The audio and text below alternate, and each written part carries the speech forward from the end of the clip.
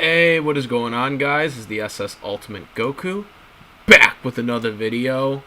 And so today we're going to be talking about the lava bending discussion, as well as the theories and the talking around about lava bending pretty much as we know it right now. So as you all know, the comic book Tough Bay Fong Metal Bending Academy book recently just came out. It is a very good read. I recommend you guys get it. It is in the current timeline of where the comic books are currently at. The comic books, the library edition comic books. It is a mini comic book. But it's still attached to that.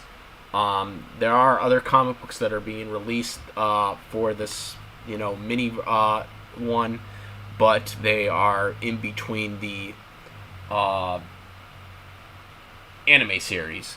The Katara one, which I haven't read that one yet, and then of course the Zuki one that's coming out next, which is her going to prison before she's freed by Sokka and Zuko. But this one takes place to where they're currently at in the comic book series. It's quite interesting because this comic book has single-handedly put the discussion back on the lava bending interest. And I probably will be reviewing this at a later date on, the comic book itself. But we're gonna just talk about lava bending and the discussion because this comic book has opened up this debate about a debate that many people have been talking about is how earthbenders can lava bend. I have maintained that lava bending is something that you just learn if you're an earthbender. You can learn all the sub elements because that's pretty much how the canonized series had talked about this. In Avatar, The Last Airbender, it was mentioned multiple times that, only the Avatar is the master of all the elements, including the side elements, and pretty much all the other characters, have their main element, and then they can also learn these sub-elements, but they don't have to be a genetic being to be born from this. Lava bending is quite interesting because a lot of people are on the belief that it is genetics and that because of Bolin,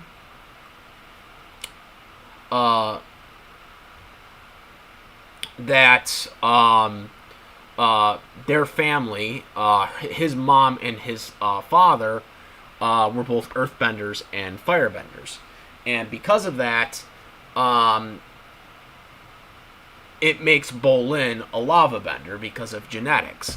And I have always written this off, as well as many other people have written this off, because of the popular thing that has gone in the original Avatar series, as well as what has been mentioned multiple times, that unless you're the Avatar, you only have one main element, and then you can learn the side elements.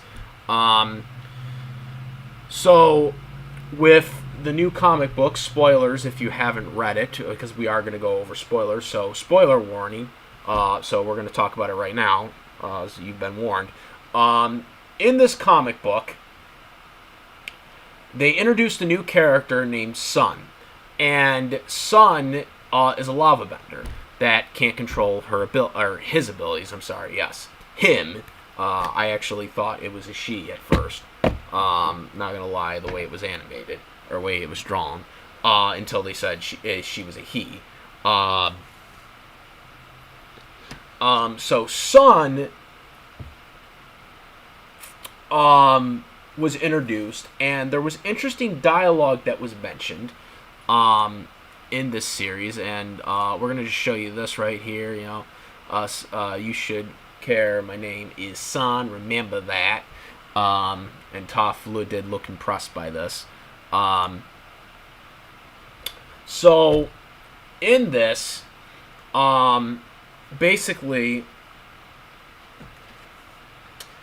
Toph was very interested in Sun, and she basically was saying that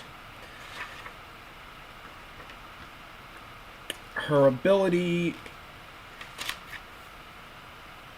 She was saying her ability was special, which I believe they said that she said that in Legends of Korra as well too. It was like, it's a rare thing, but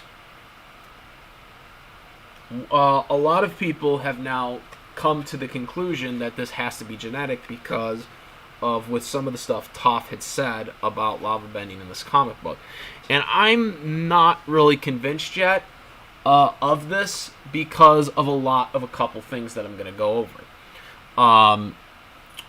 For one thing, if lava bending as a sub-element was so rare, like in terms of it being genetic, if it was such a rare genetic ability, then why hasn't there been other cases of rare genetic bending sub-abilities?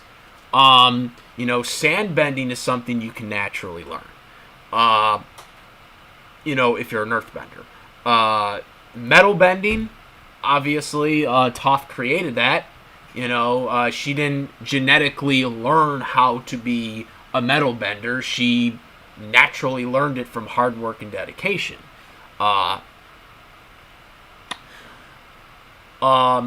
also, dang it. Also, I need to bring out that we have to take into account is Katara. Katara is a waterbender, her main element. A heel bender, she heals people with her water, which is a sub-bending ability. And she also can bloodbend, even though she refuses to use it after she learned it and was kind of bullied into using it. So these were not genetic. This was something naturally you could learn. Bloodbending is not something that can be...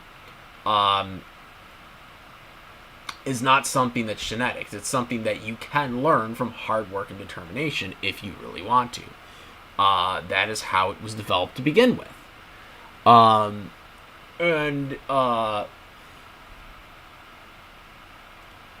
Obviously, no one is going to train people to learn bloodbending in Legends of Korra because it's outlawed. But pretty much every waterbender is a bloodbender. It's just they have to learn how to do it, which obviously they don't teach people how to do it because it's outlawed for a reason.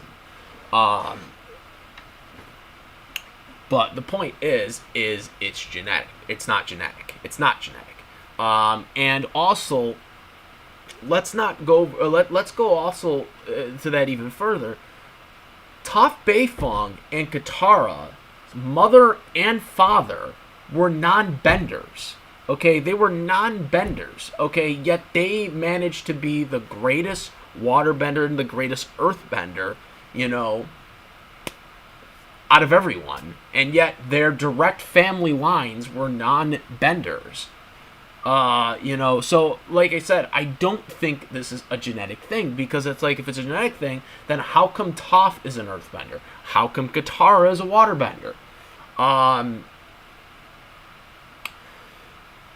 Also, if it truly was genetics between a firebender and an earthbender, right? The parents were a fire and an earthbender, and the person is born as an earthbender, and that's how they get the lava bending abilities.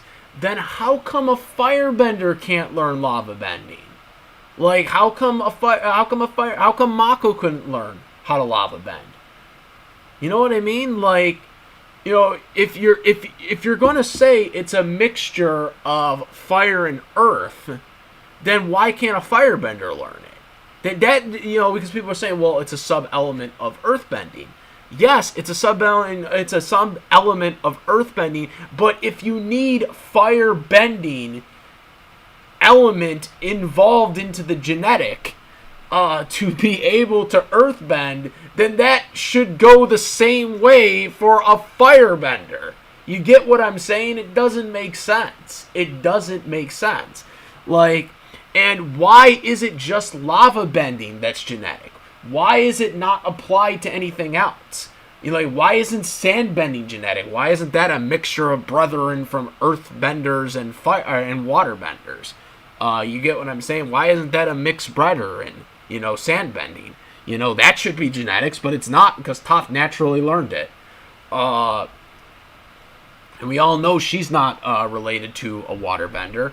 So the whole genetic thing with lava bending doesn't make sense to me. It just doesn't add up with everything they have gone by throughout the series.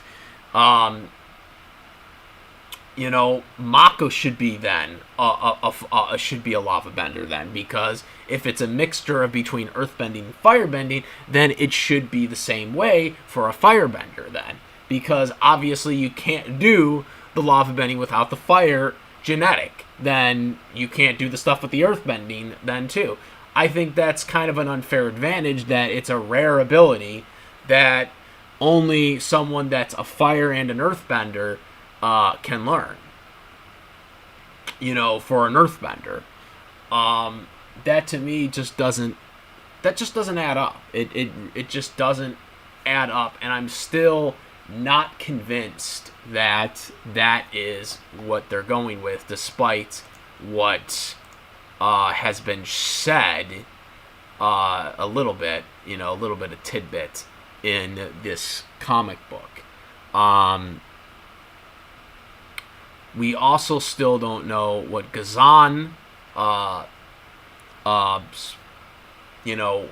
his relatives stand on this, because he was a lava bender. We don't know if he has Fire Nation descent as well. And while Sozin's lava bending is kind of debatable, he still kind of did something to manipulate the lava. A lot of people were saying that might have been heat, though. So that one's kind of like iffy, though, with Sozin.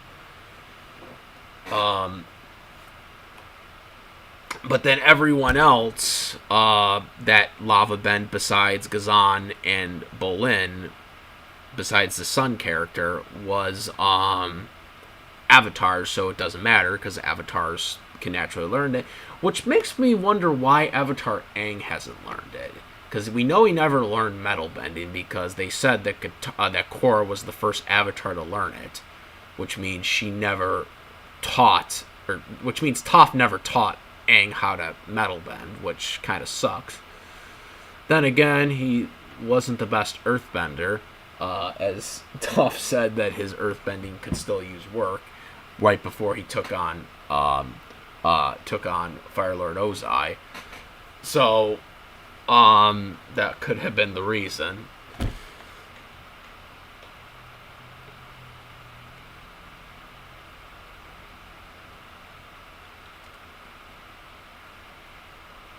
But yeah, I mean, it does go against the whole logic of you can't have two elements.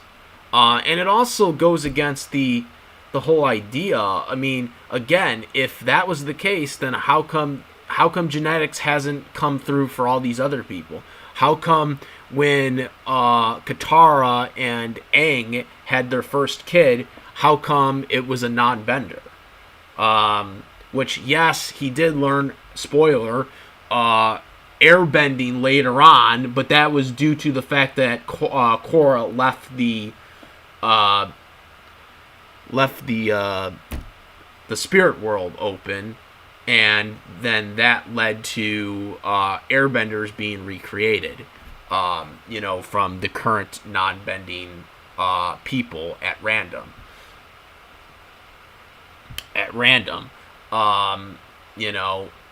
He ended up getting one, right? Their first kid ended up getting one, and ended up becoming an airbender. But the thing is why all of a sudden is he an airbender now? Why is he an airbender now? Like, why didn't he get to be an airbender when he was born into genetics? from Aang, because Aang was his father. That's the thing that never made sense. Like, why did none of these other characters that Aang and Katara had, as kids, ever get any special abilities? Besides their main elements. It opens up a whole discussion about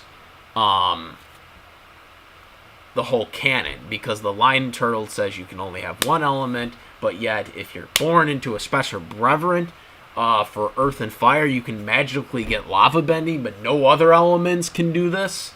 All the other sub-elements is through hard work and determination.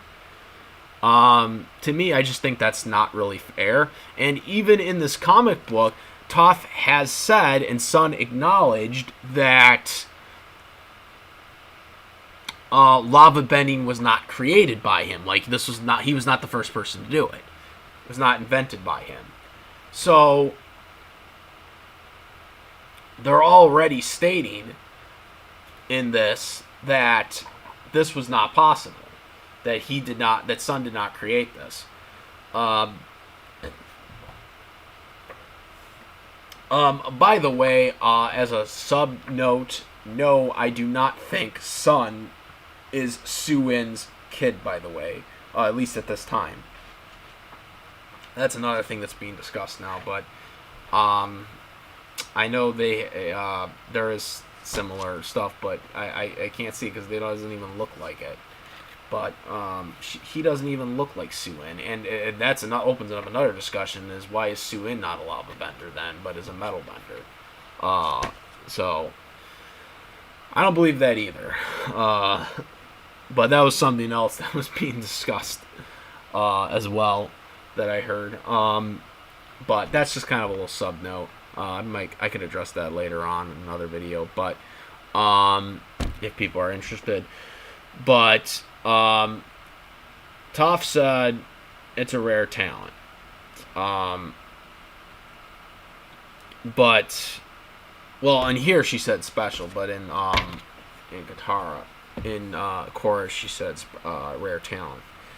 I don't know, dude. I mean, I want Toph to learn lava bending, because I think it should be hard work and determination, because I think it's kind of stupid that only lava bending can be is the only sub element that can be genetic, and then all these other elements can be naturally learned. Like Toph learned sand bending.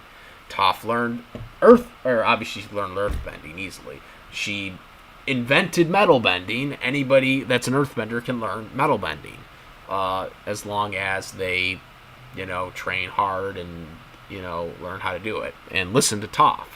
Obviously, that's really the only way it can work. That's the only way it can work and should work.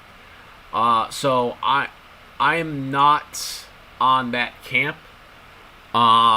because again of what I've already stated, it kind of goes against everything that the Avatar series up to this point has stated, and it kind of contradicts a lot of the genetics that has already been established in the Avatar series, and I just don't think it would be wise to make lava bending only something that can happen because of genetics, but every other sub-element can't. Well, that's another thing. I thought Toph wanted to take her under her wing, or him under his wing, because, I think she wants to learn how to lava bend. But I don't know. Because she's basically gonna try to get her to control, or him to get control of, his lava bending, because he can't control it, but also try to teach him metal bending as well. So he would be the first metal bender and lava bender if that was the case. If Sun learns how to metal bend, he would be the first to learn how to metal bend and lava bend. And it also would help, Toph. It benefits Toph. But yeah, a lot of people. Well, yeah, because I talked about it. Because a lot of people think Sun is maybe Suin's kid. But it's too early to say. I mean, I can see where people think that, but she does. I mean, other than the hair, she really doesn't look like Suin. Other than really the hair, but everything else, no. But personality-wise, yeah, maybe. But I don't know. We don't know. We won't know for a while, probably. But they got to kind of get more into the story first, because this is just a mini book. I mean, they got to like kind of explore this more on the lava bending, how that works. Because again, I'm still skeptical on the genetic aspect of this, because again, it would go against everything that they have done up to this point. And it would kind of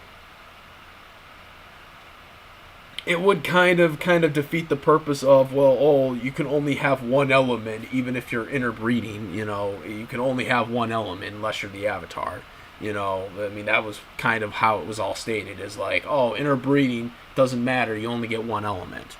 And then, now you can do this lava bending if you interbreed with a firebender or an earthbender. Just to me doesn't add up.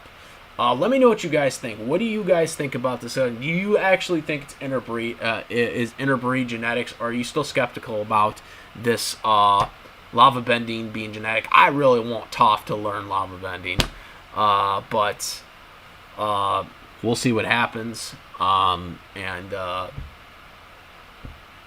Yeah, guys, comment, rate. If you like to video my videos, please subscribe. Hit the notification bell for all the latest contents, and subscribe.